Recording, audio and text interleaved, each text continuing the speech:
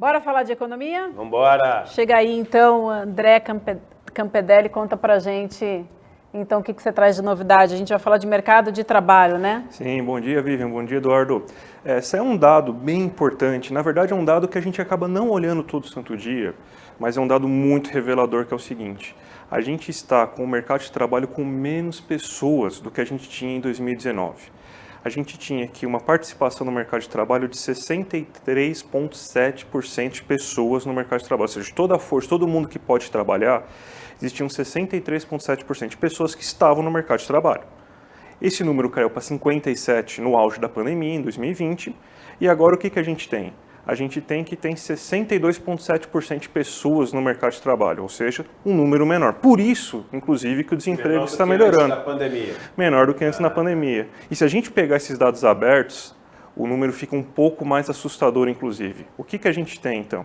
Que a gente tinha 61,1 milhões de pessoas que estavam fora do mercado de trabalho, ou seja, pessoas que não podiam entrar no mercado de trabalho porque têm que cuidar de parentes, têm que cuidar de filhos, que não querem entrar no mercado de trabalho. Então não é nem o desalentado, é aquela pessoa que simplesmente não pode entrar no mercado de trabalho, ela não entra no mercado de trabalho. Esse número, depois da pandemia, ele cresceu 3,5 milhões, ou seja, tem 3,5 milhões de pessoas que não podem entrar no mercado de trabalho hoje. Ou seja, a gente tem que hoje temos 64,6 milhões de pessoas que estão fora do mercado de trabalho. Então, o mercado de trabalho, diferente do que o Guedes está falando, que estamos com um desemprego de 9,7 milhões de pessoas, mas esse desemprego só existe porque tem menos gente no mercado de trabalho. Você poderia até fazer uma continha depois para adaptar, colocar essas pessoas a mais que saíram aí que estão no mercado de trabalho, que poderiam estar trabalhando, mas não estão no mercado de trabalho, e somar só o desemprego, só para ver quanto que daria o desemprego ajustado. Só explicar para vocês mais ou menos o que o André está falando, só para ficar simples. Vamos supor, pega a população do Brasil e transforma em 100 pessoas, tá? Essas 100 pessoas, sei lá, 200 pessoas. Só para ficar mais fácil. Você tem 200 pessoas no Brasil. Só que essas 200 pessoas no Brasil, tem um neném que acabou de nascer, tem uma pessoa com 100 anos de idade. Essas pessoas não fazem parte das pessoas que poderiam estar trabalhando.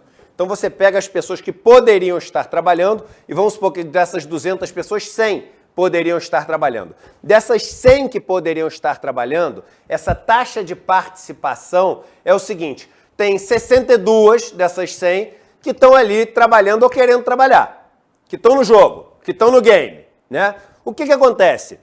Tem algumas pessoas que falam o seguinte: olha, eu não tô mais no game, não tô mais no jogo, porque agora eu tenho que cuidar de uma tia minha que tá velhinha, não sei o quê, então eu não tô procurando emprego, eu não tô procurando, não é porque eu não tô desanimada, não é porque eu tô fora do jogo.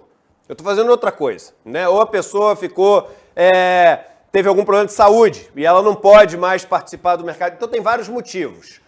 O desemprego, e aí é a parte importante, só é considerado desemprego o percentual de pessoas que está no jogo que não está conseguindo trabalho. O percentual de pessoas que está dentro dessas 60 e poucas que não está conseguindo emprego. Então, se você diminui o número de pessoas que está no jogo, mesmo que o número de pessoas desempregadas aumente ou diminui, você não tem a mesma proporção de mudança da taxa de desemprego que você teria se o número de pessoas que estão ali no jogo do trabalho fosse o mesmo. O que o André está nos dizendo?